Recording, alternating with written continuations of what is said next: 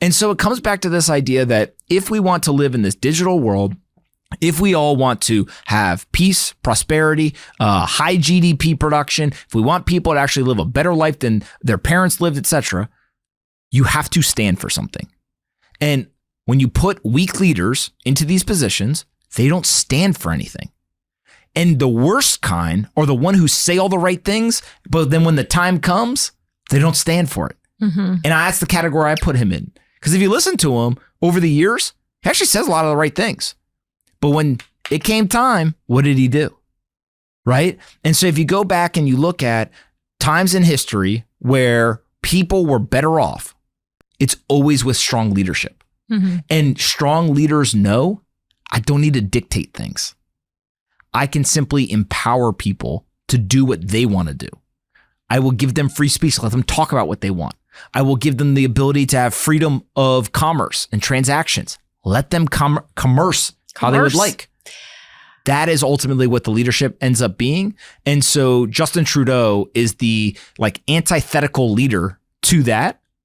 And that's why he's no longer there. Isn't it kind of cool to circle back to our Bitcoin conversation about how things being distributed is a good thing, even in things like leadership and government? Things like Meta, I mean, they're instituting community notes. No longer is Zuck going to be the, this is good speech, this is bad speech. Now there's going to be community notes. Let the people, flag it.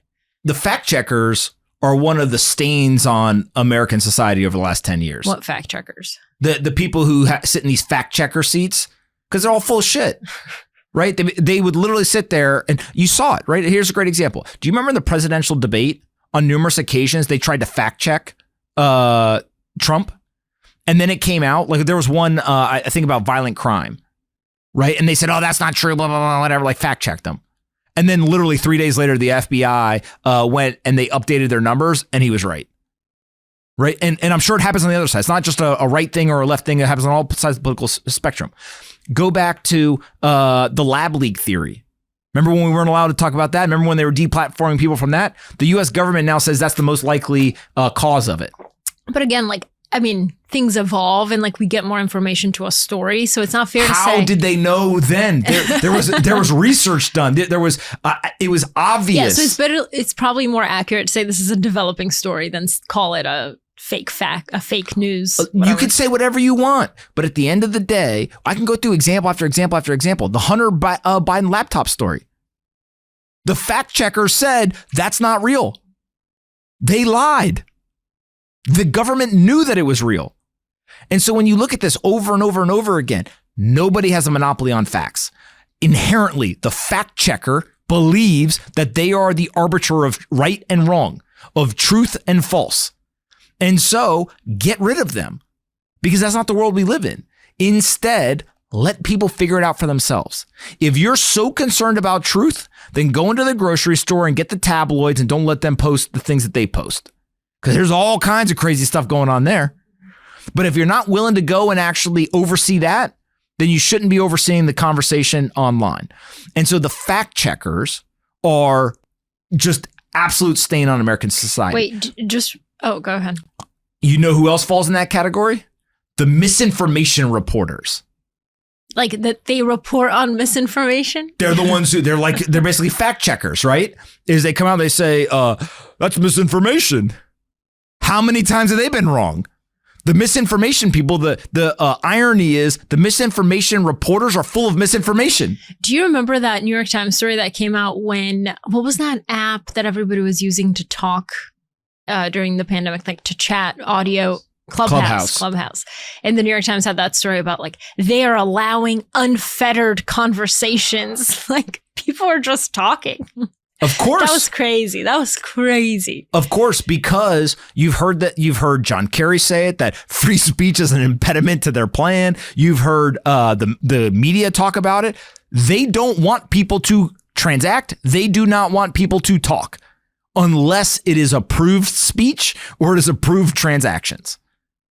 The internet is taking a sledgehammer to that idea. I really hope that all of this kind of manifests itself into what is considered journalism and media today, I don't think is true journalism and media because of, I think it's just advocacy, right? So I hope this like freedom of speech and whatever has a resurgence into you are there to be a journalist, not to be an advocate for a cause.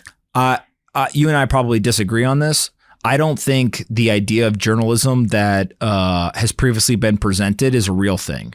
I think that there is no such thing as unbiased or objective reporting. No, but there's a fourth estate to check power, right? Like powerful institutions like the government. Somebody needs to be watching to report on what are they doing as accurately as possible. So we, the people, know what's going on. I think what ends up happening, and again, I'm not some media expert that knows the future, right? But I do think that what ends up happening is you're going to start to see less of an emphasis on this idea of we're objective, we're unbiased, I have no opinion, which is obviously not true. It's a human. If you go talk to these people, I know them, right? If I talk to them, they have opinions. But you know the journalists of today. So no. But these are even people who have been around for a long time, et cetera, right? They've always had opinions. Right. Just say your opinion.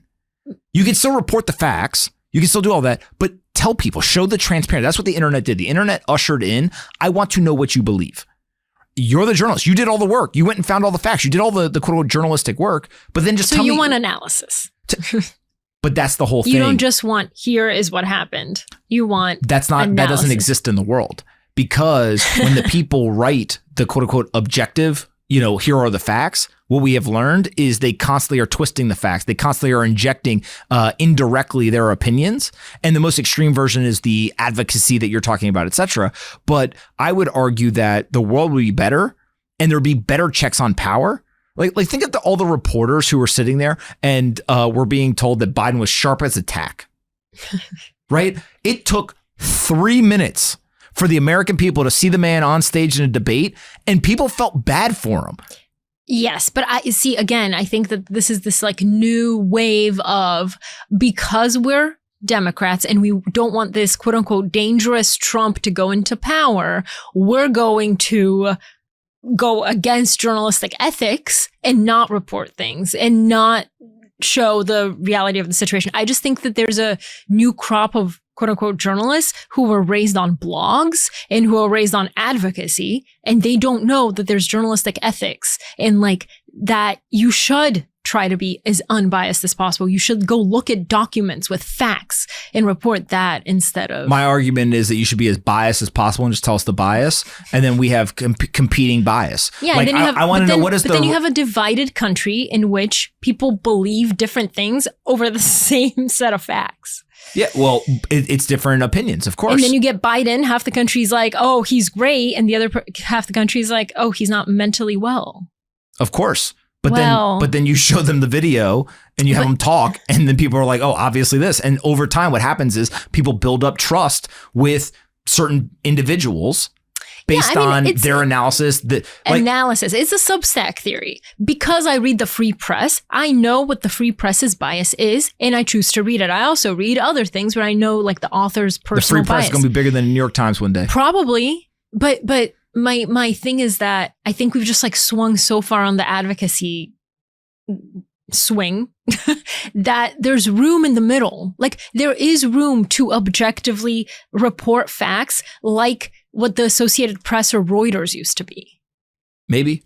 But anyway, okay. So some of those organizations. Agree to disagree. I think some of those organizations are going to be even crazier. If you can hide behind, oh, I don't have an opinion, it gives you license to indirectly pull the strings. That's the problem. I mean, I see what you're saying. It's just that.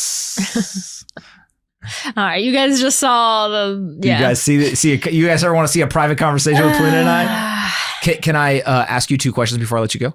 Why you love my blazer? I'll tell you. I mean, I've just. Well, you're in your equestrian era. Can you tell us? You read the Free Press. What are the other media outlets that you consume?